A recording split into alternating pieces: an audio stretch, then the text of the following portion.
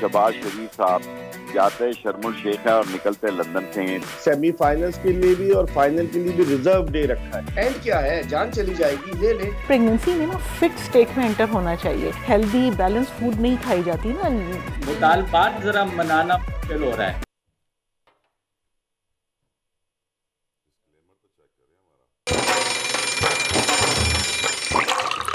आजकल सबकी ही सुबह आउट ऑफ कंट्रोल है, दुनिया बोल है, तेरी दुनिया बोल है। कह रहे थे आप सोचें। बिस्मिल्लाहिर्रहमानिर्रहीम, अस्सलाम वालेकुम, गुड मॉर्निंग पाकिस्तान, सुबह खैर एंड कंग्रेचुलेशंस पाकिस्तान। फाइनली हम फाइनल्स में पहुंच गए हैं T20 वर्ल्ड कप के। और अभी शो स्टार्ट होने से पहले मैं तला से डिस्कस कर रही थी कल बाबर आजम को आप कितना जो है वो कह रहे थे कि वो परफॉर्म नहीं कर पाएंगे, उनका नहीं बल्ला चलेगा, नेगेटिव सोच रहे थे। तो मैंने क्या पता वो प्रैक्टिस कर रहे हैं, पॉजिटिव भी कुछ हो सकता है, तो बी पॉजिटिव। अल्हम्दुलिल्लाह सुम्मा अल्हम्दुलिल्लाह उनका बल्ला चल गया, हमें खुशी हुई और यकीनन हम चाहते थे कि उनका बल्ला चले, लेकिन जो पास्ट एक्सपीरियंस था उसको देखते हुए लग ये रहा था कि नहीं चलेगा। लेकिन हम सब बहुत ज्यादा खुश हैं कि पाकिस्तान जीत गया है, फाइनल में आ गया है। यकीनन अल्लाह की कुदरत में सबका यकीन बढ़ गया है, ईमान ताज़ा हो गया है, क्योंकि अगर पाकिस्तान फाइनल में आ सकता है अल्हम्दुलिल्लाह, एनीथिंग इज पॉसिबल। मैंने कल तलहा को भी देखा भंगड़े करते हुए डिफेंस में, जो है वो खूब जोरों शोर, जमीन हिल रही थी, ढोल की ताप पे रक्स हो रहे थे। जब मैंने देखा कि वीडियोस कौन सी हैं तो पता चला तलहा वहाँ पे जो है वो जोश और खरोश के साथ आप यकीनन जश्न मनाना जरूरी होता है। कोट ऑफ द डे से अपने प्रोग्राम का आगाज करेंगे और आज यकीनन बड़ा खूबसूरत कोट हमारी टीम ने तैयार किया है, जिनके लिए नबी करीम सल्लल्लाहु अलैहि वसल्लम ने फरमाया मन कुन्तु मौला फहाज़ा अलियुन मौला, जिसको देखना है इबादत, जिसका जिक्र इबादत। अली और मैं एक दरख्त से इस दुनिया में उस दुनिया में साथ साथ होंगे। उस पहले इमाम शेर खुदा फातेह खैबर हैदर कर्रार मुश्किल कुशा हजरत अली इब्न अबी तालिब ने फरमाया, बड़ी खूबसूरत उनका कॉल आपके सामने पेश कर रहा हूं। सर ऊंचा रखो कि तुम किसी से नहीं डरते, लेकिन अपनी निगाहें नीचे रखो ताकि पता चले कि तुम एक अच्छे खानदान से ताल्लुक रखते हो। और यकीनन निगाहें नीचे रखने से आपकी परवरिश का ही पता चल जाता है, आपको यही पता चल जाता है कि मुझे ज़मीन के नीचे ही जाना है, 6 फुट नीचे जाना है। तो यकीनन निगाहें नीचे रखें, लेकिन सर हमेशा ऊंचा रखें कि हम किसी से डरते नहीं हैं। और फाइनल में भी मैं आपको बता दूं कि पाकिस्तान इंडिया से डरता नहीं है। इनफैक्ट सारे पाकिस्तानी दुआ यही कर रहे हैं कि फाइनल इंडिया पाकिस्तान के साथ हो। लेकिन आज पता चला है कि फाइनल किसके साथ होगा, इंग्लैंड के साथ या इंडिया के साथ। दुआएं सबकी यही हैं और ऐसी खूबसूरत कॉल के साथ आगे बढ़ते हैं तलहा और नजर डालते हैं आज की बड़ी खबर पे। वसवसे साजिशें अफवाहें सब क्लीन बोल्ड, कप्तान का लॉन्ग मार्च का कारवां आज से मंजिल की जाने बढ़ेगा, जहां से रुके थे वहीं से चलेंगे और सब साथ होंगे, मंजिल पर पहुंचकर थमेंगे। शाह महमूद कुरैशी काफिले के नए सरबराह मुकर्रर। 2020 हो या 2022, पाकिस्तानी ओपनर जोड़ी बाबर आजम और मोहम्मद रिजवान की शानदार परफॉर्मेंस ने कौमी टीम को फाइनल में पहुंचा दिया। कौमी स्क्वाड जीत के बाद सिडनी से मेलबर्न रवाना। T20 का फाइनल इतवार को होगा। ताइक्वांडो में पाकिस्तानी लड़कियों का बड़ा कारनामा, गोल्ड मेडलिस्ट पाकीजा और मैमूना ने एशियन ताइक्वांडो चैंपियनशिप टाइटल्स अपने नाम कर लिए। फख्रे पाकिस्तान आज होंगे दुनिया बोल है का हिस्सा। और पहाड़ों ने सफेदी ओढ़ ली, गिलगित और बाबूसर टॉप समेत मज़ाफ़ाती इलाकों में बर्फबारी का सिलसिला जारी। इस्लामाबाद, पेशावर, खैबर पख्तूनख्वा और कोयटा में बारिशों के बाद शहरियों ने गर्म कपड़े निकाल लिए। पॉलिटिकल डेवलपमेंट्स पे डिस्कशन होनी है पहले। किस पे? लॉन्ग मार्च पे भी होनी है, ऑफ कोर्स टॉप ट्रेंड्स पे भी होनी डिस्कशन। लेकिन उससे पहले मैं ख्वाहिश जाहिर कर रही थी कि हाय हम कराची वाले गर्म कपड़े कब निकालेंगे। बाकी पंजाब में या बालाई इलाकों में तो निकाल लिए गए हैं, हम अभी तक इंतजार कर रहे हैं और उम्मीद कर रहे हैं लॉन्ड्री को भेज दें पैक खोल के। वो खोल के भेज दिया है, हैंगर में लगा भी दिए हैं, क्लोजेट में रखे हुए हैं, बस पहनने की देर है, इंतजार कर रहे हैं। नजर डालते हैं टॉप ट्रेंड पे। तला कल पाकिस्तान मैच जीतने के बाद सेमीफाइनल और फाइनल में जब से क्वालिफाई कर गया है, उसके बाद से पूरा ट्विटर, पूरा सोशल मीडिया हैंडल्स जो हैं वो सिर्फ ट्रेंड कर रहे हैं इस वक्त। कांग्रेचुलेशंस पाकिस्तान के नाम से, हैशटैग बाबर आजम के नाम पे, और उसके अलावा पाक वर्सेस न्यूजीलैंड के नाम पे जो है ये सारे ट्रेंड्स आजकल ट्रेंड कर रहे हैं। ये बताइए, जब बाबर और रिजवान बैटिंग कर रहे थे, कल ओपनिंग उनकी पार्टनरशिप चल रही थी, तो आपने कितनी दुआएं की? बहुत ज़्यादा। फिर भी अंदाज़न 100-200 दुआएं गिन के नहीं की 1000 जाती, दुआएं कभी भी गिन के नहीं की जाती। कुछ दुआएं जो दिल से निकलती हैं वो बेसाख्ता डायरेक्ट दिल से निकलती हैं और कुछ नहीं पता चलता कि आपने कितनी बार दुआ मांगी। हो सकता है हर बॉल पे हम कह रहे हैं अल्लाह ताला बस रख ले, इज्जत रख ले, जीत जाए पाकिस्तान। कि ये पूरी कौम ने पाकिस्तान के मुस्तकबिल के खातिर भी ऐसी दुआ मांगे जिस तरह क्रिकेट मैच के लिए मांगी है, क्योंकि अगर ऐसे ही दुआ मांग ली हमने दोबारा पाकिस्तान के सियासी मुआशी मुस्तकबिल के लिए तो आई एम 100% श्योर, मुझे कोई शक व शुबा नहीं है, सारे प्रॉब्लम्स हल हो जाएंगे।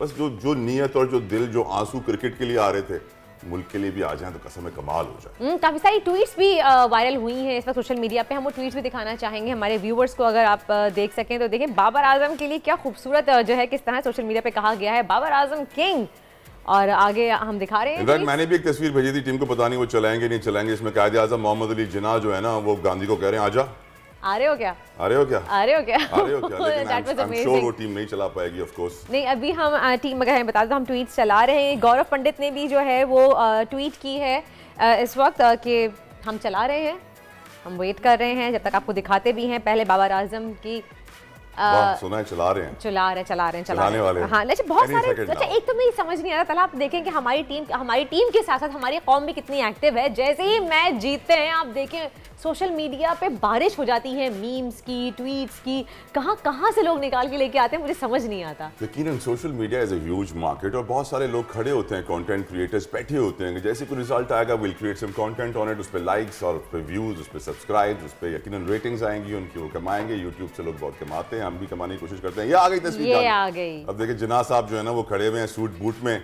गांधी अपनी लुंगी में, और वो कह रहे हैं हाँ भाई आ रहे हो ना, रेडी हो या नहीं, क्योंकि यकीनन इस वक्त लग ये रहा है कि आज का मैच इंडिया के लिए बहुत बड़ा चैलेंज साबित होने वाला है, और अगर वो हार गए तो फिर ऑफ कोर्स हम उनसे मुकाबला नहीं कर पाएंगे। लेकिन पाकिस्तानियों की इस वक्त देरी ना ख्वाहिश है, आओ बेटा फाइनल में आओ, बदला कर लेना है, बदला लेंगे, फिर बताएंगे हमें कि टीम वाज फैंटास्टिक। आगे बढ़ते हैं और बात करते हैं फिलहाल हमारी अगली जो सबसे ज़्यादा हाइप क्रिएट की हुई है जिस चीज़ ने, वो है हकीकी आज़ादी लॉन्ग मार्च। और लॉन्ग मार्च का शेड्यूल जो है वो दोबारा से रीशेड्यूल होने के बाद आज फिर से शुरू हो रही है लॉन्ग मार्च। इमरान लाहौर में सियासी मुलाकातों का सिलसिला भी जारी है और बहुत से अहम रहनुमा उनकी अयादत के लिए ज़मान पार्क आ रहे हैं, कंटिन्यू उनसे मिलना जुलना कंटिन्यू है। और कुछ ज़राए दावा कर रहे हैं कि सियासी कशमकश कम करने की कोशिश भी की जा रही है। और कल रात लाहौर ज़मान पार्क में एक अहम इजलास भी हुआ है जिसमें इमरान खान को हमले की तहकीकाती रिपोर्ट भी पेश की गई है। यकीनन हमले की तहकीकाती रिपोर्ट भी पेश की गई है। इमरान खान साहब ने यह भी कहा है कि अब आज के जब मैं जलसे में जो है लाइव खिताब करूँगा और उस खिताब में जो है वो बताएंगे कि उन पर हमले में और कौन कौन मुलव्विस था, वो दूसरा नाम भी लेंगे, उस मीटिंग की डिटेल्स भी शेयर करेंगे और यकीनन आज बहुत अहम डिटेल्स उनकी खिताब में आएंगी। ज़मान पार्क में हमारे नुमाइंदे खुर्रम मलिक इस वक्त मौजूद हैं। खुर्रम बताइए आपके पास क्या इत्तलात हैं, क्या गहमा गहमी देख रहे हैं? आज बिल्कुल तला भाई, इस वक्त मैं ज़मान बाग के बाहर मौजूद हूँ। इमरान खान साहब की रिहाइश का है और यकीनन एक बार फिर आज लॉन्ग मार्च का जो है वज़ीराबाद के मकाम से आगाज़ होने जा रहा है। गुज़िश्ता रोज़ जो है अहम मुलाकातें यहाँ पर अहम इजलास हुआ है जिसकी सदारत इमरान खान ने ख़ुद की और इमरान खान ने अहम हिदायत जो है अपनी रहनुमाओं को जो है वो दी, जिस पर इमरान खान की जानिब से जो है ये भी कहा गया, एक वीडियो पैगाम जो है वो सामने आया जिस पर उन्होंने कहा कि तमाम कारकुनान जो है वज़ीराबाद के मकाम पर पहुँचें और मैं 4:30 बजे के वक्त उनसे जो है वो ख़ताब करूँगा और कारकुनान का जो है तमाम काफ़िले के जो हवाले से कत्लाना हमला किया गया था उस हवाले से जो है हक़ाइक़ सामने रखूँगा। कारकुनान यकीनन वज़ीराबाद के एक बार फिर पुरजोश हैं और पुरुमीद हैं और आज वहाँ पर दोबारा एक बार फिर जो हकीकी आज़ादी मार्च है उसका काफ़िला जो है वो दोबारा अपनी मंजिल की जानिब गामज़न होगा, जिसकी सरबराही जो है शाह महमूद कुरैशी करेंगे और वहाँ पर इस्तक़बालिया कैंप जो है वो लगा दिए गए हैं। कुछ देर कबल जो है वज़ीराबाद के मकाम पर हमारे साथ मौजूद हैं, उन्हें लेते हैं, उनसे बात करते हैं और शेख रशीद से पूछते हैं कि फ़िलहाल आगे लॉन्ग मार्च का क्या प्लान है। जी शेख रशीद साहब। देखिए, मैं तो रावलपिंडी में रवात से इंतजाम जो है वो मेरे पास होंगे और मारने वाले से बचाने वाला ज्यादा मजबूत, बड़ा और ताकतवर होता है और इमरान खान के पास इतलात होती हैं और वो खुद कह चुके हैं कि मैं वजीर आजम भी रहा हूँ और मुझे मिलती हैं। आज उन्होंने कहा मैं कोई और नाम भी रखता हूँ। शेख साहब, कुछ टेंशंस हैं इस वक्त भी, क्योंकि बैकडोर कुछ सारे मुज़ाकरात भी चल रहे हैं, टेंशंस भी हैं। यकीनन खान साहब टेंशन का अंदाजा लगाए ना आप मेरे भाई के, एक बेख्तियार शहबाज शरीफ साहब जाते शर्मुल शेख है और निकलते लंदन से हैं। तीसरी मरतबा हुआ है कि जाते किधर हैं और रूट तक भी वो अपना सीक्रेट रखते हैं। और एक तैनाती जो सबसे भारी है, जितनी अखबारें सुबह मैंने पढ़ी हैं वो यही है कि भाई ये पाकिस्तान में होनी है, इंशाअल्लाह ताला बेहतर होंगी, अच्छे फैसले होंगे और नवाज और आसद जरदारी सबको मायूसी होगी, मेरिट पे फैसले होंगे। लेकिन पाकिस्तान के मुस्तकबिल के फैसले लंदन में हो रहे हैं सर, इस बात पे हर पाकिस्तानी को तशवीश है। देखें, ये आर्मी चीफ कोई यूके का बरतानिया का नहीं लगना, पाकिस्तान का लगना है। तीसरी दफा वहां मशावरत कर रहे हैं है इनके पास कुछ नहीं। There is a face behind a case, एक चेहरा लगाया हुआ है इनका, बस एक फोटो सेशन कर रहे हैं। जितने दौरे इन्होंने किए हैं, इन दौरों का खर्चा इमदाद से कम है। जितनी इमदाद इनको मिली है और इनके दौरे एक पलड़े में रखें और दूसरे पलड़े में जो ये इमदाद मिली है या हमायत मिली है वो रखें। और सऊदी अरब के फरमा रवा अगर आएंगे तो वो हमारे भी हैं, हमें भी इतने ही जरूर आए, पूरे इस्तकबाल में शरीक होंगे। ये सब टोपी ड्रामे हैं, ये नाकाम हो गए हैं। ये अब ऐसे हथकंडे इस्तेमाल कर रहे हैं कि जिससे इनको कोई इनके मतलूबा नताइज नहीं निकले। ज्यादा खराबी हो गई है और इतनी खराबी हो रही है कि शायद संभाली न जाए। तो मैं तो इनको बिल्कुल सियासत में अपने केस बचाने के लिए आए थे, केस बचाने में जरूर कामयाब हो गए हैं, फर्द जुर्म लगने से जरूर बच गए हैं, लेकिन आवाम में मजीद गैर मकबूल हो गए हैं। और जो लोग इमरान खान के साथ नहीं भी थे वो भी इमरान खान के बारे में आवाम के सामने इनका असली चेहरा आ गया है। शेख साहब, एक सवाल करना चाहूंगी यहाँ पे कि इतनी अनसर्टेनिटी चल रही है, खान साहब पे हमला हो गया है, लॉन्ग मार्च रुक गई, दोबारा उसका आगाज़ किया जा रहा है। आज सारा ये मुतालबा हो रहा है लॉन्ग मार्च का कि आप दोबारा से जल्दी इलेक्शन की तारीख मिल जाए।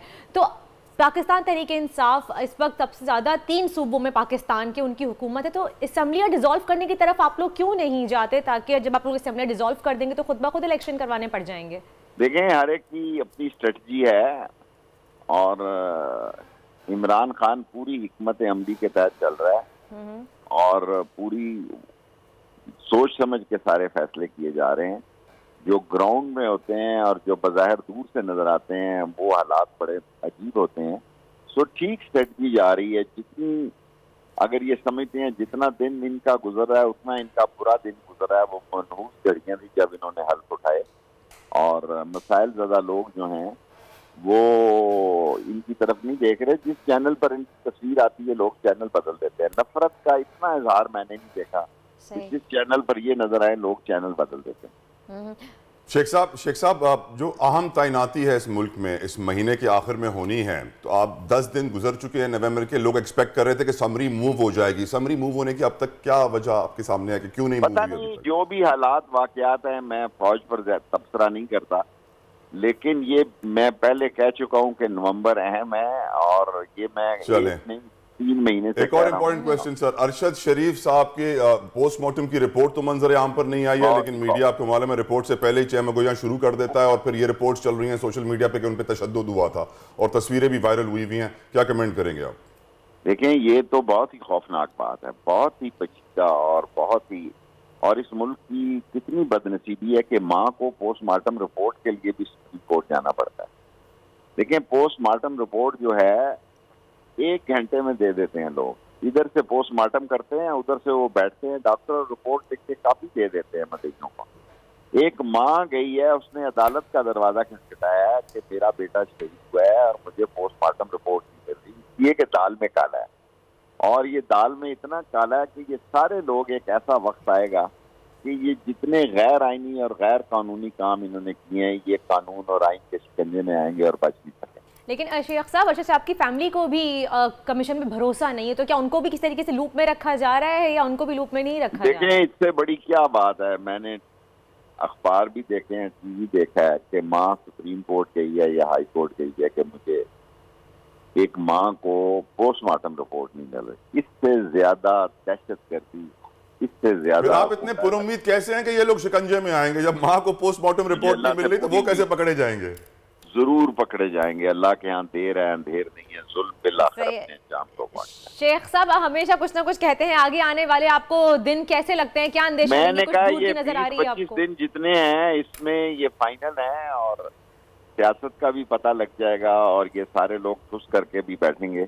20 से 25 इंशाल्लाह ये नाकाम होंगे नाशाद होंगे। ये खान साहब के बगैर लॉन्ग मार्च में दोबारा से अवाम को इतना इकट्ठा करना आसान हो पाएगा? लोग निकलेंगे खान साहब के देखें, जो इमरान खान की कशिश है वो किसी और दूसरे में तो नहीं है, लेकिन अल्टीमेटली फाइनल छाती धागे को तो रावलपिंडी आके इमरान खान नहीं कर। सही, बहुत बहुत शुक्रिया शेख साहब, थैंक यू सो मच, आपने हमें अपना कीमती वक्त दिया और अपनी राय से हमें आगाह किया। कहा आगे आने वाले 20 से 25 दिन बहुत इंपॉर्टेंट है। वापस रुक करते हैं, खुर्रम मलिक पार्क में इस वक्त हमारे साथ मौजूद हैं। जी खुर्रम। हाँ जी बिल्कुल, गुज़श्ता रोज़ भी यहाँ पर अहम मुलाकातें हुई हैं इमरान खान के साथ। जो सीनियर क़यादत है पाकिस्तान तहरीक इंसाफ की, वो आए हैं यहाँ पर, मुलाकातें की हैं। क़यादत के लिए भी जमात इस्लामी के जो अमीर हैं सिराजुल हक, वो आए, उन्होंने भी अहम मुलाकातें यहाँ पर की। और यकीनन आज दोबारा एक बार फिर लॉन्ग मार्च का आगाज़ होने जा रहा है और कारकुनान इस चीज़ का इंतज़ार कर रहे थे कि इमरान खान जो है दोबारा से ऐलान करें, क्योंकि जुमेरात को जो है ये सानिया पेश आया था कि इमरान खान पर जो है कातलाना हमला किया गया, जिसके बाद 7 रोज़ के बाद दोबारा जो है एक हकीकी आज़ादी मार्च का आगाज़ होने जा रहा है। लेकिन यकीनन डॉक्टर्स ने जो है इमरान खान को रेस्ट का मशवरा दिया हुआ है और डॉक्टर यहाँ पर रोज़ाना की बुनियाद पर इमरान खान का तिब्बी मुआयना भी कर रहे हैं, टेस्ट भी किए जा रहे हैं। यहाँ पर टेस्ट के बाद जो है यहाँ पर बाकायदा तौर पर चेक किया जाता है। पैनल जो तश्कील दिया गया वो पैनल आता है यहाँ पर, देखता है कि इमरान खान साहब की तबीयत जो है पहले से बेहतर है। डॉक्टर्स का यही कहना है कि खान साहब जो है वो इम्प्रूवमेंट की तरफ है और तबीयत जो है वो बेहतरी की तरफ है। लेकिन ये 10 से 12 दिन का जो है टाइम फ्रेम दिया गया। ये हकीकी आज़ादी मार्च इस्लामाबाद में जो है वो दाखिल होगा, लेकिन पहले भी 4 नवंबर का वक्त दिया गया था, लेकिन देखा कि हमने 3 नवंबर को ये हादसा पेश आया और ये वज़ीराबाद के मकाम पर ये हकीकी आज़ादी मार्च जो है अभी तक पहुँचा था, क्योंकि काफ़िला बहुत बड़ी तादाद में था, कारकुनान बड़ी तादाद में थे, जिसकी वजह से आज कारकुनान में कितना जोश है खुर्रम? क्या वो मोराल है, वो मोटिवेशन है, वो जज्बा बरकरार है या ठंडा हो गया? आज बिल्कुल तला भाई, कल यहाँ पर तांदा बंधा रहा है कारकुनान का, क्योंकि आज की कॉल है और आज एक बार फिर हकीकी आज़ादी मार्च का आगाज़ होने जा रहा है। यहाँ पर कल हमने देखा कि कारकुनान बड़ी तादाद में आए, इज़हार इयादत भी कर रहे थे और इस चीज़ का उम्मीद भी कर रहे थे कि हम दोबारा इस काफ़िले को जो है लेकर इस्लामाबाद की तरफ रवाना होंगे और इमरान खान का शिद्दत से इंतजार करेंगे पिंडी पहुंचकर, क्योंकि इमरान खान साहब की जानिब से 4:30 बजे आज ऐलान किया गया है कि जैसे खिताब करने वाले हैं। लाइव कुछ अपडेट है आपके पास कि क्या अहम ऐलान करने वाले हैं आज? अच्छा बिल्कुल, जिस तरह तहकीकाती रिपोर्ट उन्होंने हासिल की है और उनके ज़राए उन्हें बता रहे हैं कि कातलाना हमला उन पर किस तरह किया गया, वो कारकुनान को वो आगाह करेंगे। ज़राए के मुताबिक ये इतलात हम तक पहुंची है कि कारकुनान को वो उस हादसे के मुतल्लिक तमाम जो है इतलात हैं वो पहुंचाएंगे कि कातलाना हमला जो है उन पर किस तरह किया गया और उन पर किस तरह जो है एक कातलाना हमला किया और किस तरह उन पर बीती, और दीगर रहनुमाओं की जानिब से भी जो है वो मशवरे दिए जा रहे हैं खान साहब को कि कारकुनान, क्योंकि यकीनन कारकुनान इमरान खान साहब की शक्ल जो है वो देखते हैं और उनका हौसला जो है बुलंद होता है। अब खान साहब जो है वीडियो लिंक के ज़रिए खिताब करेंगे, कारकुनान के जो है लहू को गरमाएंगे, क्योंकि डीजे सिस्टम तो ऑलरेडी वहाँ पर लगाया जाता है कारकुनान के लहू गरमाने के लिए, लेकिन जैसे ही खान साहब वहाँ पर पहुँचते हैं और कारकुनान से खिताब का आगाज़ सही, बहुत बहुत शुक्रिया खुर्रम हमारे साथ मौजूद थे। खुर्रम मलिक ज़मान पार्क से हमें अपडेट कर रहे थे, हमें आगाह कर रहे थे। खान जो खिताब में बताएंगे किस तरह से उनके ऊपर हमला किया गया, नाम भी बताएंगे। Who else was involved? एक नाम तो पहले ले चुके हैं, आज दूसरा नाम लेंगे। एक ब्रेक लेते हैं, प्रोग्राम जारी रहेगा, हमारे साथ रहिए। आजकल जिंदगी ही सुबह आउट ऑफ कंट्रोल है, दुनिया बोल है, तेरी दुनिया बोल है। वेलकम बैक टू दुनिया बोल है। हम बात करें तलाक क्रिकेट की। जी हाँ, क्रिकेट की बात कर रहे थे और क्रिकेट में यकीनन जोश जुनून सर चढ़ पर बोल रहा है और हर कोई दीवाना वार नाच रहा है। पाकिस्तान जीत गया है, लेकिन एट द सेम टाइम हमें थोड़ा हकीकत पसंदाना सोच रखनी चाहिए। यकीनन हम अल्लाह की रहमत से, बरकत से और उनकी वजह से हम जो है पहुंचे हैं फाइनल में।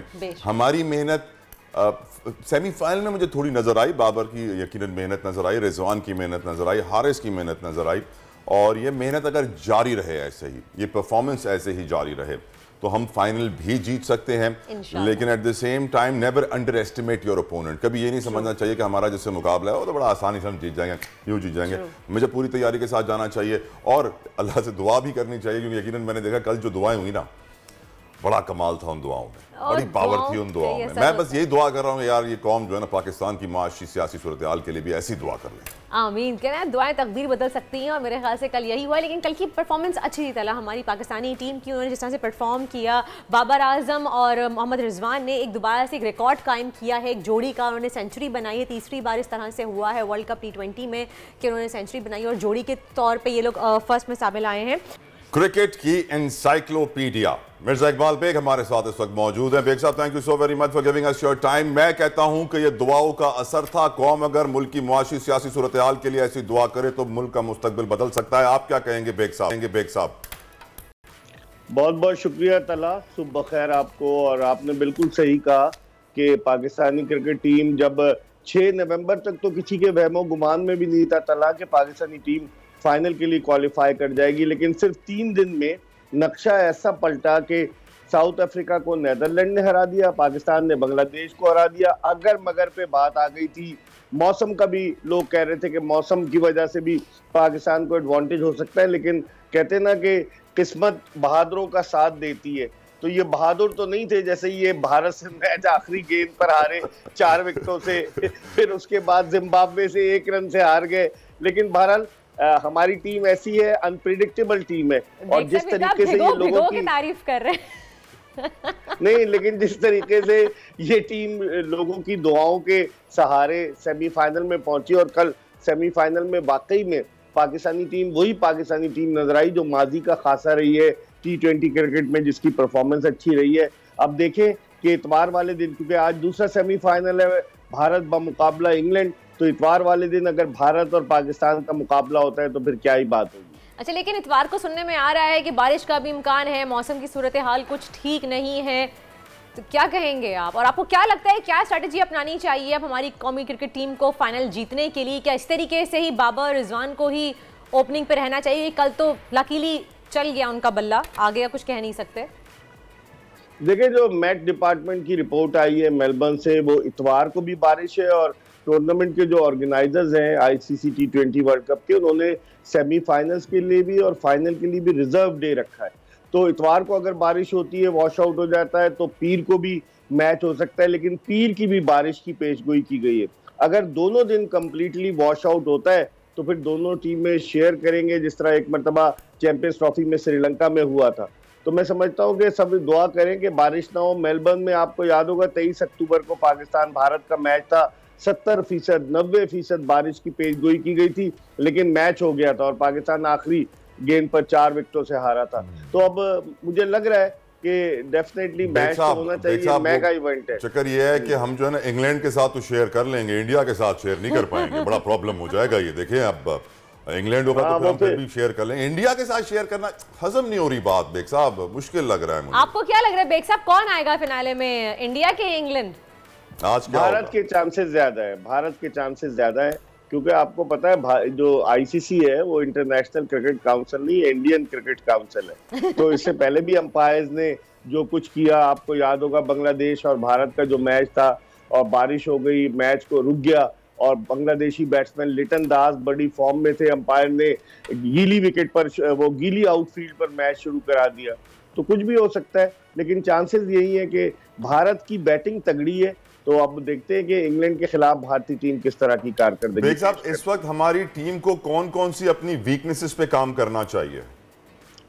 देखिए तला, अगर हकीकत की निगाह से देखें तो हमारी जो असल वीकनेस थी वो तो इस पूरे टूर्नामेंट पे ओपनर्स का स्लॉट था, क्योंकि इस मैच से कबल बाबर आजम ने 5 मैचों में 39 रन बनाए थे और वो बिल्कुल आउट ऑफ टच थे, और उनके अलावा मोहम्मद रिजवान ने 5 मैचों में 103 रन बनाए थे। लेकिन ये दोनों फॉर्म में आए हैं। किस्मत कहते हैं, कल पाकिस्तान पर किस्मत की देवी पूरी तरह से मेहरबान थी। आप देखें कि किस तरीके से 0 पर बाबर आजम का कैच छूटा डेवन कॉनवे से फास्ट बॉलर ट्रेंट बोल्ट की बॉलिंग पर, और फिर वहीं से पाकिस्तान की जो किस्मत की यावरी का आगाज हुआ और पाकिस्तान ने मैच जीता। मैं समझता हूँ ओपनिंग स्लॉट अगर हमारे ओपनर्स रन्स करते हैं तो पाकिस्तान के लिए बड़े चांसेस हैं। मिडिल ऑर्डर में हम 3 तो लोग ऐसे गए जो सिर्फ तालियां बजा रहे हैं, आसिफ अली, खुशदिल शाह और हैदर अली। अब मिडिल ऑर्डर में जब से ये हारिस को लाए हैं 1 डाउन पोजीशन पर, मोहम्मद हारिस को, उसने अच्छी परफॉर्मेंस दी, एक टीम में नई रूह फूंक दी है, तो यही कॉम्बिनेशन जाएगा। असल मसला हमारे ओपनर्स का, अगर ओपनर्स रन करेंगे, कल भी देखें आप 105 की ओपनिंग पार्टनरशिप हुई, अगर वो पार्टनरशिप नहीं होती तो मुश्किल होती, क्योंकि मैच तकरीबन आखिरी ओवर तक चला गया था। तो ओपनर्स का अगर प्रॉब्लम सॉल्व हो गया फाइनल में, तो कोई वजह नहीं कि पाकिस्तान जो है वो 2017 के बाद, यानी 5 साल के बाद 18 जून 2017 को पाकिस्तान चैंपियंस ट्रॉफी जीता था और फाइनल में भारत ही था। ओवल लंदन के मैदान पर मैं वहां मौजूद था कि क्या जोश व खरोश था, क्या एटमॉस्फेयर था। तो दुआ करें कि मेलबर्न में वही तारीख दोहराई जाए। 25 मार्च 1992 को तला इमरान खान की कप्तानी में हमने वर्ल्ड कप जीता था और उस वक्त हमारा फाइनल में मुकाबला इंग्लैंड से था, मेलबर्न क्रिकेट ग्राउंड, तारीखी ग्राउंड। तो अब देखते हैं 30 साल बाद हमारा फाइनल में मुकाबला भारत से होता है या इंग्लैंड से। आमीन, जिससे भी हम जीते। ये बताइएगा बेग साहब, आप माशाल्लाह से, जैसे मैंने कहा, इंसाइक्लोपीडिया है क्रिकेट की। इंडिया जुए का कैपिटल भी है, आप जानते हैं बेंगलोर के जुआरी जो हैं वो पूरी दुनिया में मशहूर हैं, और भारत जब भी मैच खेलता है तो ये बुकीज बड़े सरगर्म हो जाते हैं, मैच फिक्सिंग की कोशिश करते हैं, पैसे कमाने की कोशिश करते हैं, खिलाड़ी को खरीदने की कोशिश करते हैं। इस वक्त आप क्या सिचुएशन देख रहे हैं बेग साहब? देखिए तला, आप मैच फिक्सिंग को, गैम्बलिंग को, बैटिंग को रोक नहीं सकते। इंग्लैंड में तो आपको पता है लीगल है वहां पर बैटिंग, तो भारत जो है वो सट्टेबाजी का गढ़ रहा है। और आपको पता है कि भारत से हांसी क्रोनिया की टेलीफोन कॉल पकड़ी गई थी, साउथ अफ्रीकन कप्तान, बाद में वो एक नागहानी हादसे में जाँ बाक हो गए थे। मार्लिन सैमुअल जो वेस्ट इंडीज का बैट्समैन है, उसकी भी कॉल जो है वही भारत से पकड़ी गई थी। और मुंबई जो है वो फिक्सिंग का गढ़ रहा है, स्टार्ट वहीं से हुआ है। तो यकीनी तौर पर जब पाकिस्तान और भारत का मैच होता है तो दुनिया में अरबों रुपए का सट्टा खेला जाता है, और ख़ास तौर पर भारत में जहां 1.25 अरब की आबादी है वहां भी अरबों का सट्टा खेला जाता है। लेकिन प्लेयर्स को इस सट्टे से अलग होकर सिर्फ और सिर्फ अपने मुल्क के परचम की सरबुलंदी के लिए खेलना चाहिए। तो मैं समझता हूँ कोई वजह नहीं कि पाकिस्तानी टीम कामयाबी से हमकिनार ना हो।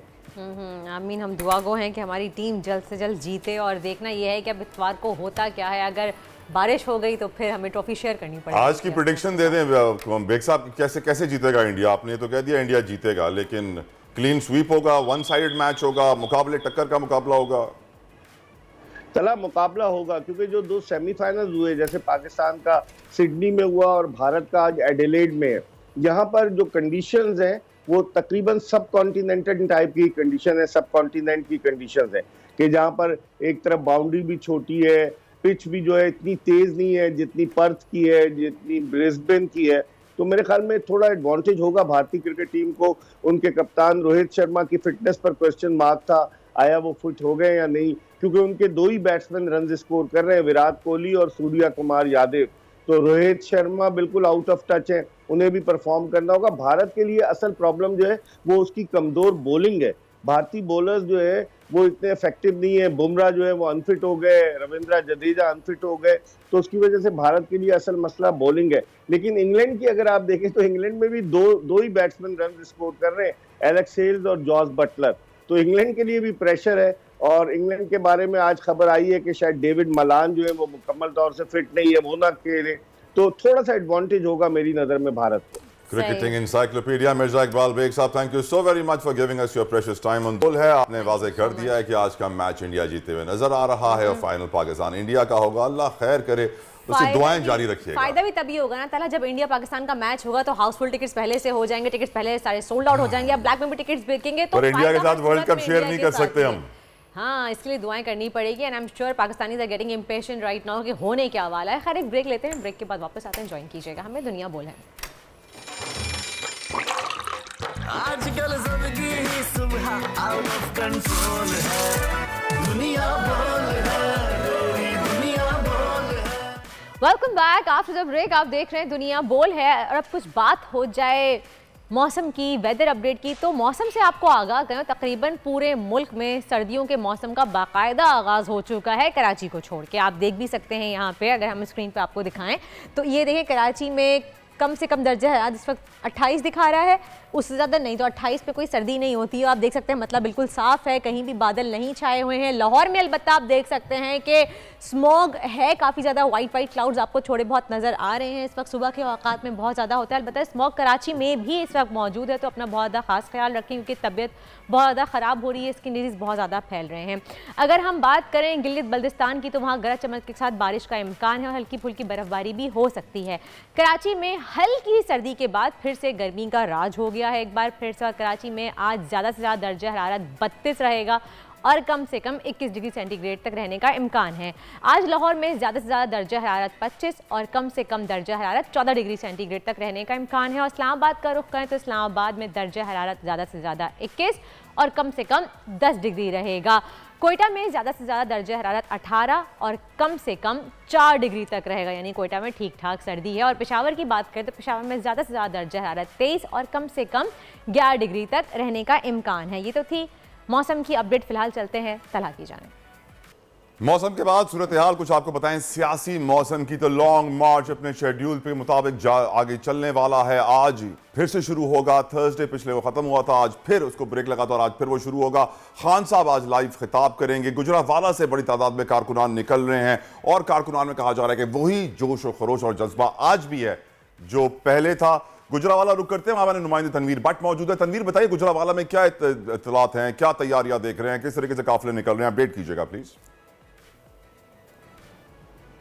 जी बिल्कुल, इस वक्त जो जलसा आज का जो लॉन्ग मार्च है इसका सिलसिला वजीराबाद से शुरू होगा, जो 3 नवंबर को पाकिस्तान तहरीक इंसाफ के चेयरमैन इमरान खान पे कातलाना हमले के बाद लॉन्ग मार्च जो हकीकी है उसको मुलतवी कर दिया गया है। जहां से मुलतवी किया गया है पाकिस्तान तहरीक इंसाफ के चेयरमैन ने वहीं से इसके आगाज़ का ऐलान किया था। आज वजीराबाद में जो शाह महमूद कुरैशी है, सीनियर नायब सदर है पाकिस्तान तहरीक इंसाफ में, उनकी क़यादत में वज़ीराबाद से ये काफ़िला शुरू होगा। यहाँ के जो कायदीन हैं उनका कहना है, जो मुकामी कायदीन है, कि जो काफ़िला है इस पर शिरकत के लिए दूसरे जो लाहौर और पेशावर से और बड़े बड़े कायदीन यहाँ वज़ीराबाद में आ रहे हैं, वो आज वज़ीराबाद में रहेंगे। उनके लिए नया कंटेनर तैयार किया गया है। मेरे अकब में वो कंटेनर खड़ा है। जो पहला कंटेनर था वो जाए वकूआ पे ही है, जिस दिन वहाँ पे हमला हुआ 3 नवंबर का वहीं पे खड़ा है और उसके इर्द गिर्द पुलिस ने कनाते लगा के उसको क्राइम सीन के लिए पाबंद किया हुआ है। ये जो नया कंटेनर तैयार किया गया है इसको बिल्कुल यहाँ की जो ज़िली इंतज़ामिया उनका कहना है कि मुकम्मल बुलेट प्रूफ कंटेनर है और इसमें जो डाइस लगाया है उस पर भी बुलेट प्रूफ शीशे लगाए गए हैं। अगर बात करें यहाँ से कारकुनों की तो आज गुजरावाला और इसके गिरदोनवा, वज़ीराबाद और इसके गिरदोनवा, इवन कि तक सियालकोट और इसके गिरदोनवा सारे लोग जो हैं वो यहाँ पे इस काफ़िले में शिरकत के लिए पहुँचेंगे। और जो पीटीआई के ज़राए हैं उनका कहना है कि 4:30 बजे के करीब पाकिस्तान तहरीक इंसाफ के जो चेयरमैन है इमरान खान वो यहाँ पे ख़िताब करेंगे और जो आज का लॉन्ग मार्च है वो वज़ीराबाद से शुरू होकर वहीं पे ही खत्म हो जाएगा। और इसका गुज़श्ता रोज़ आपको बहुत मज़ीद अपडेट्स भी हम लेते रहेंगे आने वाले वक्त में। इस वक्त में ज्वाइन कर रहे हैं डिस्कशन में पाकिस्तान तहरीक इंसाफ के सीनियर रहनुमा, सिंध के लिए हमेशा आवाज़ उठाते रहते हैं, मुश्किलात भी झेलते रहते हैं, हलीम आदिल शेख साहब हमारे साथ मौजूद हैं। शेख साहब, thank you so very much for giving us your precious time. ये बताइए शेख साहब, खान साहब ने पिछली बार भी जब अपने हमलावर का नाम लिया था तो खान साहब के लिए मुश्किलात बड़ी थी। आज भी वो कह रहे हैं कि मैं दूसरे हमलावर का नाम लूंगा अपने खिताब में। क्या मजीद मुश्किलात बढ़ेंगी खान साहब के लिए? देखिए, मैं समझता हूं कि खान साहब को अगर आसान रास्ता अपनाना होता तो बड़ा आसान था, उन्हें इस जिद्दोजहद में जाने की जरूरत ही नहीं थी। ये तो मुश्किल रास्ता चुना इस कौम की आसानियों के लिए। और जो कहते थे लोग, कहते हैं ना जान हथेली पे रख ली, हम अक्सर तकरीरें करते हैं कि जी आपके लिए खान साहब ने जान हथेली पे रखकर इस कौम के लिए कुर्बान कर दी। किसी को जरूर आगे बढ़ना होता है अपनी जान की परवाह किए बगैर, अपनी नस्लों के लिए, अपने बच्चों के लिए, अपने मुल्क के लिए, अपनी आज़ादी के लिए आगे बढ़ना होता है। मैं कहना चाहता हूँ मुश्किलें इतनी पड़ी हम पर कि आसा हो गई। ये खान साहब के ऊपर होता है कि इतनी मुश्किलात उन्होंने झेली। मतलब जब से बाहर निकले हैं, जब से खान साहब जलसे कर रहे हैं, हर जलसे में थ्रेट्स आया करते थे, लेकिन क्या वो रुक जाते? क्या वो डर जाते? क्या वो छोड़ देते? जिस तरीके से कौम ने एक उम्मीद बांध ली, कौम ने इमरान खान साहब को एक मसीहा समझ के एक उम्मीद बांध ली, और क्या इन गोलियों से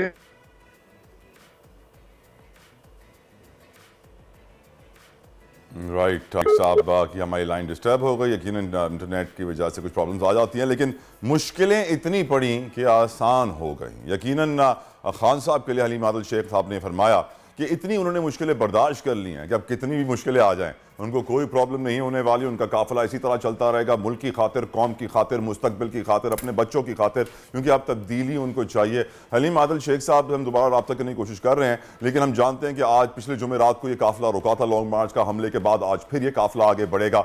मुश्किलात रास्ते में बहुत खड़ी की जाएंगी, रुकावटें खड़ी की जाएंगी। पीटीआई और इमरान खान कप्तान किस तरीके से रुकावटें अबूर करेंगे पाकिस्तान की खातिर, कौम की खातिर, ये हमें देखना है, क्योंकि यकीनन जब भी बात होती है अच्छाई की, तब्दीली की, बुराई के खात्मे की, बड़ी मुश्किलात होती है। मौला कायनात हजरत अली अलैहिस्सलाम ने फरमाया कि मेरे बताए हुए रस्तों पे चलोगे तो तुम्हें तुम्हारे दोस्त भी छोड़ जाएंगे। शेख साहब, ये जो सच्चाई का रास्ता है, पाकिस्तान की तरक्की का रास्ता है, जो तब्दीली का रास्ता है, इस रास्ते में बहुत रुकावटें हैं, मुश्किलात हैं, पैरों के नीचे शीशे बिछा दिए गए हैं। क्या सारी रुकावटें अबूर कर जाएंगे? देखिए, मैं समझता हूँ कि सच्चाई का रास्ता, हक का रास्ता, सच का रास्ता मुश्किल होता है। फरेब का रास्ता, मुनाफिकत का रास्ता, दो नंबरी का रास्ता बड़ा आसान होता है, जिगजैग जिगजैग।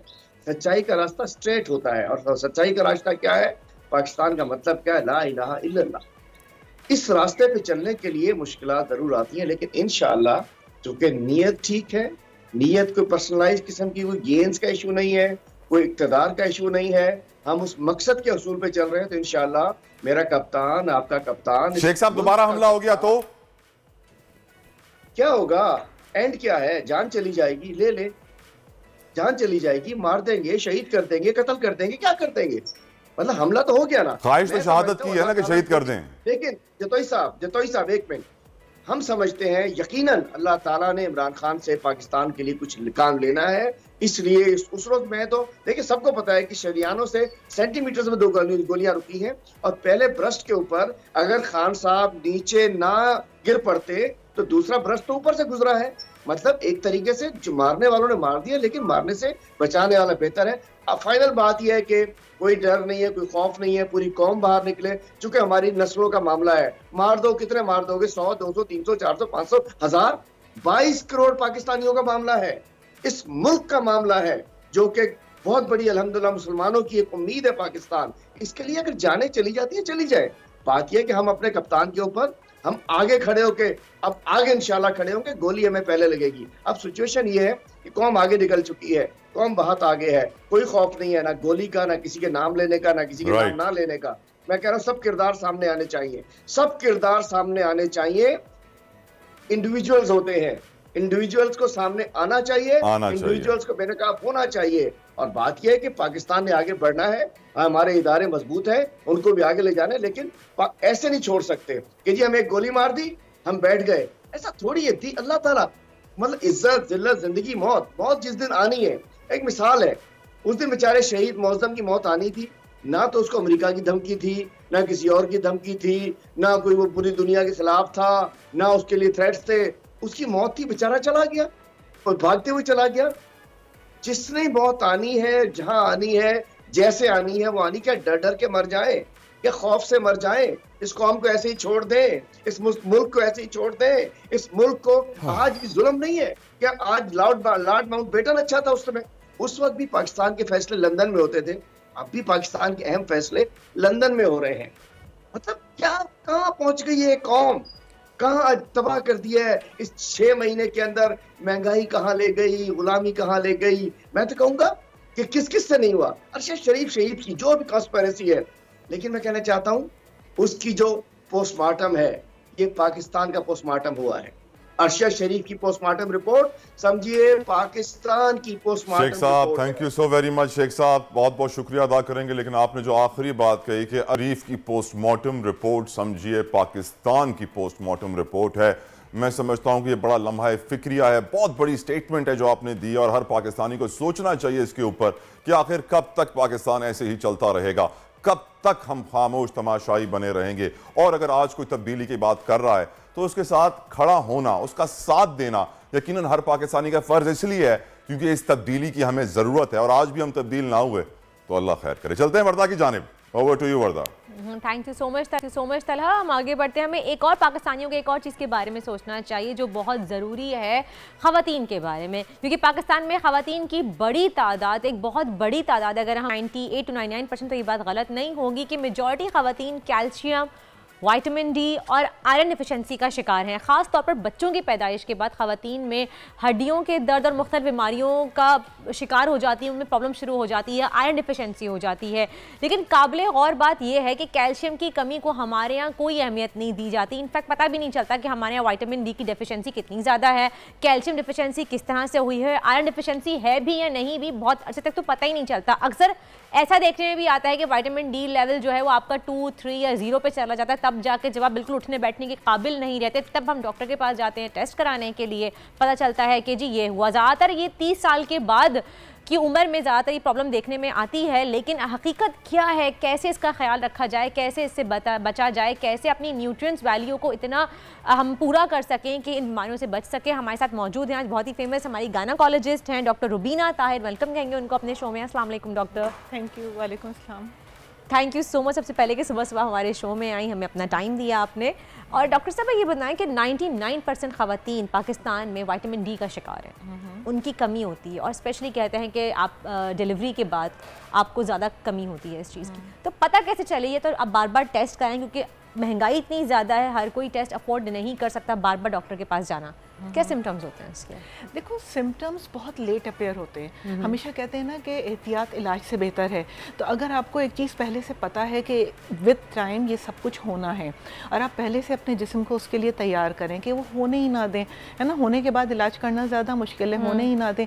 तो बेसिकली हमारे यहाँ ना जो ख़वातीन की जो हम हेल्थ की बात करते हैं वो बेसिकली बच्चियों की हेल्थ से शुरू होनी चाहिए। देखो हमारे यहाँ ट्रेंड क्या है ना, ख़वातीन जो हैं, बच्चियाँ जो हैं वो लास्ट घर में खाना आखिर में खा रही होती हैं।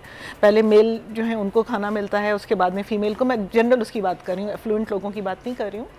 तो उसमें होता क्या है कि आप लाइफ लॉन्ग आप बिल्ड कर रहे होते हैं डेफिशिएंसी बैंक पर अपना, आप डेफिशिएंट होते जा रहे हैं। उसी डेफिशिएंट स्टेट में आपकी शादी कर दी जाती है, उसी में आपकी प्रेगनेंसी शुरू हो जाती हैं।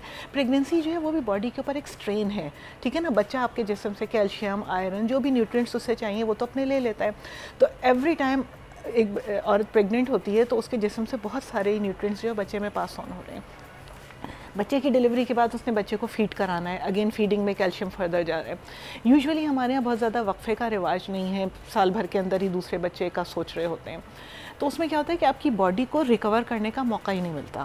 जो तो कम से कम 2 साल का वक्फा देना लाजमी है ताकि फीमेल बॉडी दोबारा से रिकवर काबिल हो जाए कि वो एक अच्छा हेल्दी बच्चा पैदा कर सके। सही, ठीक है ना।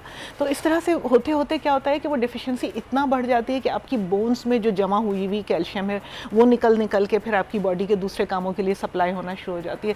तो आप दीवार में से सीमेंट सारा निकाल लें तो पीछे क्या रह जाएगा? फिर पीछे तो रेत ही रह जाएगी ना। लेकिन डॉक्टर ड्यूरिंग प्रेगनेंसी आपकी जो गायनी होती हैं डॉक्टर्स वो मल्टीविटामिन्स भी दे रही होती हैं आपको विटामिन डी की मेडिसिन भी दे रही होती हैं, एक्स्ट्रा मेडिकेशंस तो मल्टीविटामिन्स तो ले रहे होते हैं, लेकिन उसके बावजूद भी क्यों डिफिशिएंसी हो जाती है? देखो नहीं ले रहे होते। बहुत दफ़ा हम दवाएं लिख के देते हैं ना, बहुत आप पेशेंट से पूछो अपने, अक्सर कहते नहीं जी तबीयत बुरी होती है दवा खाने से, तो वो उस टाइम पर नहीं ले रहे होते। एक तो वो रिप्लेस नहीं कर रहे होते, दूसरे तो एक ये बड़ी वजह भी है। हाँ नहीं ले रहे होते। मतलब आयरन हम लिखते हैं, आयरन की 90% टैबलेट्स डस्टबिन में जाती होंगी, नहीं खाते।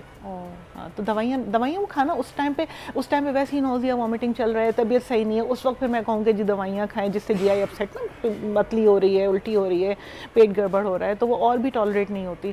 तो उस टाइम के लिए चीज़ें छोड़ देने का बेहतर से बेहतर ये कि आप पहले से अपनी बॉडी को फिट रखें। देखो प्रेगनेंसी में ना फिट स्टेट में एंटर होना चाहिए। आप पहले ही से कमज़ोर थका हुआ खिलाड़ी एंटर करें किसी भी गेम में तो वो अच्छा नहीं खेलेगा ना। तो फिट स्टेट में जो है प्रेगनेंसी में एंटर होना चाहिए। तो उसके लिए पहले से आप बिल्ड करो हेल्थ, अपने आप को हेल्दी रखना चाहिए। लेकिन अगर आप कह रही हैं सपोज़ कि अगर मेडिकल हम मल्टीविटामिन्स मेडिसिन नहीं लेते हैं, मेडिकली जब आप प्रेग्नेंट होते हैं आपको कहा जाता है, तो हम खुराक के ज़रिए भी तो अपनी न्यूट्रिएंट वैल्यू को जो है वो पूरा कर सकते हैं। तो कैसी खुराक का इस्तेमाल करना चाहिए? प्रेगनेंसी में तो वैसे ही कहते हैं आप सब खाओ पियो, फ्रूट्स का इस्तेमाल करो, तो क्या उसके बावजूद भी डेफिशिएंसी हो जाती है? बिल्कुल। देखो ना कौन खाता है सब कुछ।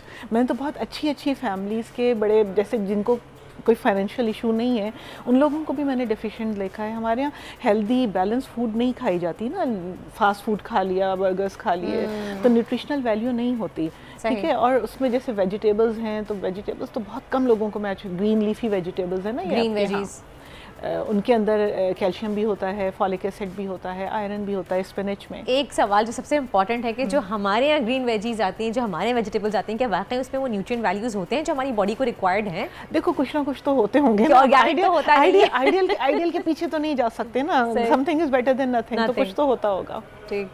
अच्छा, एक और भी प्रॉब्लम आती है कि आयरन का मसला हो जाता है, कि आयरन डिफिशिएंसी हो जाती है। अच्छा, विटामिन डी से ये भी होता है, हम कहते हैं कि नॉर्मली हमारे बाल झड़ रहे हैं, हमारे नेल्स जो हैं वो चिप्ट होना स्टार्ट हो जाते हैं। और अच्छा, कैल्शियम में कहते हैं कि आपके यहाँ पे नेल्स पे वाइट लाइन आ जाती है, तो वो कैल्शियम डिफिशिएंसी बहुत ज़्यादा हो जाती है। इज इट ट्रू या फिर एक ये मिथ है? नेल्स ब्रिटल हो जाते हैं, नेल्स ब्रिटल हो जाते हैं। लाइंस ना ज़रूरी नहीं है वाइट हो ना, आप उसमें वैसे ही आपको क्रैक्स जैसे नज़र आने शुरू हो जाते हैं। तो मतलब ओवरऑल सारी चीज़ें जो है ना उनको। अच्छा, तो इनके सिम्टम्स तो कुछ तो होते होंगे डॉक्टर, कि आपको आयरन डिफिशिएंसी हो रही है, लेथार्जिक फील कर रहे हैं, या हेयर फॉल बहुत ज़्यादा हो रहा है, फटीग, जल्दी थक रहे हैं, सांस फूलना शुरू हो जाती है, दिल की धड़कन तेज़ होने लगती है, ठीक है ना, तो सारा ओवरऑल थकन होती है। तो जब इस तरह का हो रहा है, अपना ब्लड टेस्ट करा लेने में कोई हर्ज नहीं है, ठीक है ना। उसके बाद में रिप्लेसमेंट में आयरन टैबलेट भी खाना जो है ना बड़ा मुश्किल काम है, मतलब वो वाकई जीआई अपसेट करती है, पेट गड़बड़ करती है, इरिटेट करती है। तो उसमें आप सिंपली अगर आप ऑल्टरनेट डेज पे भी ले लें, थोड़ा बहुत लेते रहें, तो वो काम हो जाता है, ठीक है ना। मैं चाहूँगी कि हमारे आप शो के ज़रिए हमारी जो फीमेल्स हमें जो ख़वातीन देख रही हैं, आप उनको बताएं कि विटामिन डी की कौन सी टैबलेट्स ऐसी हैं जो आप एज सब्स्टिट्यूट इस्तेमाल कर सकते हैं, कि हर कोई डॉक्टर के पास आजकल नहीं जा सकता, हर कोई बार बार टेस्ट नहीं करवा सकता, और विटामिन डी की कमी लाजमी होती है सब में। ऐसा कोई मेरे ख्याल से नहीं होगा जिसको विटामिन डी की कमी जिसमें है नहीं। तो कोई ऐसी मेडिकेशन जो खुद से सेल्फ मेडिकेशन करने से बेहतर है कि अगर आप कुछ गाइड कर दें, ताकि वो एक मेडिसिन ले लें कि मंथ में एक दफ़ा ये आप मेडिसिन ले लीजिए, या वीक में एक दफ़ा ले लें, ताकि आपके अंदर विटामिन डी की डेफिशिएंसी ना हो। देखो, जो मंथ में एक या वीक में एक वाली जो टैबलेट होती है, वो तो डॉक्टर जब तक विटामिन डी आपका चेक नहीं करे उसके बगैर नहीं लेनी चाहिए। आप ये जो जनरल विटामिन डी और कैल्शियम की जो टैबलेट्स मिल रही होती है ना, जो डेली डोज जो आपकी एक होती है रिकमेंडेड डेली डोज, जो कहते हैं कि जी रोज़ाना आपको अपनी बॉडी को मेंटेन करने के लिए खानी चाहिए, मल्टीविटामिन जो भी मल्टीविटामिन जो रूटीन जो होते हैं ना, तो वो तो आप डेली ले सकते हैं, लेकिन उसमें भी ये ना करें कि 2-2 3-3 गोलियाँ एक किसी के कहने से एक किसी के कहने से लेनी शुरू कर दी। तो एक कोई टैबलेट जो है जो बेसिक जिसमें रिक्वायरमेंट्स होती हैं आरडी, एक दफ़ा जाके अपने डॉक्टर से, हर दफ़ा नहीं लिखवाएं, एक दफ़ा जाके लिखवा लें और उसके बाद में वो लेना शुरू कर दें, और एक वो ड्यूरेशन पूछ लें। बहुत ज़्यादा कुछ दवाएं होती हैं जिनके साथ किडनी में स्टोन बनने का चांस होता है ना, तो वो नहीं, कुछ होती हैं जिनमें हम ये भी कहा था कि मल्टीविटामिन आप 3 महीने ज़्यादा नहीं ले सकते, आप ज़्यादा मल्टीविटामिन को प्रोलॉन्ग करें तो it can cause cancer as well. नहीं, इज इट ट्रू या फिर ये कि मिथ है? नहीं, ये मिथ है, ये मिथ है। इसमें 3 महीने की नहीं, आपकी बॉडी में जब तक डेफिशिएंसी है आपको उस वक्त तक लेने की ज़रूरत है। वो भला अगर साल भर है तो साल भर लें, अगर आप अदरवाइज अपनी डाइट से अच्छा सा सप्लीमेंट कर रहे हैं तो फिर ना लें। यानी कि आप एटलीस्ट 3 मंथ्स बाद अगर आपकी बॉडी में डेफिशिएंसी है तो आप डॉक्टर को ज़रूर कंसल्ट करें, ये ज़रूरी है। Self medication is not advisable. Self medication किसी भी सर्कमस्टेंसेस में हम कहेंगे एडवाइस नहीं करता। एक जैसे हम सुनते हैं कि मिल्क आता है, या फिर हम, क्योंकि आजकल दूध हम ग्लास पीते हैं, कि हम फ्रेश मिल्क की बात करें तो उसमें भी वो न्यूट्रिएंट वैल्यूज़ होते नहीं, उसको में पानी इतना मिला हुआ होता है, दूध को उबाल के उसकी ग़िज़ायत ख़त्म कर दी जाती है। तो कहते हैं कि जी एक मिल्क है जिसमें आपको विटामिन डी मिलता है, ख़ास तौर पर ख़वातीन के लिए बनाया जाता है, तो क्या वो वाकई आपकी विटामिन डी की कमी कुछ हद तक पूरी करता है? तो आपको लेना चाहिए। और कैल्शियम के बारे में हमेशा हम बात करते हैं कि ख़वातीन को डेली एक टैबलेट लेनी ही चाहिए, तो उससे कोई नुकसान तो नहीं होता? नहीं, अगर आप ले रहे हैं, कुछ केसेस में किडनी स्टोन्स बनने का चांस बढ़ जाता है, तो इसीलिए बहुत सारी कैल्शियम की प्रिपरेशन आ रही है, कैल्शियम एंड विटामिन डी की, जिसमें कि हम उसमें पोटेशियम भी ऐड कर सकते हैं या विटामिन के ऐड कर देते हैं, तो उसके साथ जो है वो कम हो जाता है स्टोन फॉर्मेशन का चांस। लेकिन डॉक्टर, विटामिन डी को भी तो अपनी बोन्स में स्टोर करने के लिए आपकी बॉडी में कैल्शियम लेवल भी तो उतना होना चाहिए ताकि विटामिन डी को स्टोर कर सके, अदरवाइज तो वो यूजलेस है। हाँ, तो वो दोनों कंबाइन होते हैं ना, यूजुअली आपको जो प्रिपरेशन मिल रही होती है वो यूजुअली कंबाइंड होती है, ठीक है ना। देखो, आप थोड़ा सा डाइट ले लो, धूप में सनलाइट जो है वो नेचुरल सोर्स है, आप वो ले लो, तो इन सारी चीज़ों के साथ चीज़ें बेहतर हो सकती हैं। To begin with balance diet, exercise, healthy lifestyle. सबसे बेहतर तो है कि आप दोपहर की, सुबह की धूप लें, 10 से 11 के दरमियान की जो धूप होती है, इस पर 9 से 11 की जो धूप होती है वो लाजमी लें, वो सबसे बेस्ट होती है विटामिन डी की डेफिशिएंसी को पूरा करने के लिए। लेकिन हमारे यहाँ धूप में कौन निकले, आजकल रंग खराब हो जाएगा, टाइम नहीं किसी के पास, धूप में कौन बैठे, बालकनी में बैठे, मसला होता है। हम इन नेचुरल चीज़ों से दूर हो गए, इसलिए हमारी बॉडी में इतनी डिफिशिएंसी हो गई। कोशिश करें ज़्यादा नेचुरल चीज़ों की तरफ जाएं, धूप में बैठें, ग्रीन वेजिटेबल्स का इस्तेमाल करें, ऑर्गेनिक खाना खाएं, ताकि आप अपनी बॉडी की डिफिशिएंसी को ख़त्म कर सकें। और स्पेशली अगर प्रेगनेंसी के बाद अगर आपको बैकबोन का प्रॉब्लम रह रहा है तो आप अपने आप को रेस्ट लाजमी दें, ओवर बर्डनाइज ना करें। Thank you so much doctor, बहुत बहुत शुक्रिया आपका, आप हमारे पास आए। और इसके साथ एक ब्रेक की जाने बढ़ते हैं, ब्रेक का वक्त हुआ, मिलते हैं आपसे एक ब्रेक के बाद। कीप वॉचिंग दुनिया बोल है। आजकल जिंदगी ही सुबह आउट ऑफ कंट्रोल है, दुनिया बोल है, तेरी दुनिया। वेलकम बैक टू दुनिया बोल है। और अब बात होगी कुछ रेलवे के अंदर होने वाले निज़ाम के अंदर जो हो रहा है सिस्टम में, बहुत कुछ ऊपर नीचे है, बड़े पैसे ऊपर नीचे हो रहे हैं। एमबी सुमरो हमारे हेड ऑफ कंटेंट हैं इस्लामाबाद से, वो एक खबर निकाल के लाए हैं, उन्हीं की ज़बानी सुनते हैं। जी बताइए सुमरो साहब। रेलवे के इस वक्त मुल्क में टोटल 83 रेस्ट हाउसेस हैं और उनमें 380 जो रूम्स हैं, जिसमें मोस्टली वीवीआईपी रूम्स हैं। और हर शहर में जो ख़ास तौर पे सूबाई कैपिटल्स के सिटीज़ हैं उनमें ये रेस्ट हाउसेस ज़्यादा हैं और कमरे भी ज़्यादा हैं। बाकी मुल्क के हर शहर जो बड़े शहर हैं उसमें ये हैं रेलवे के गेस्ट हाउसेस।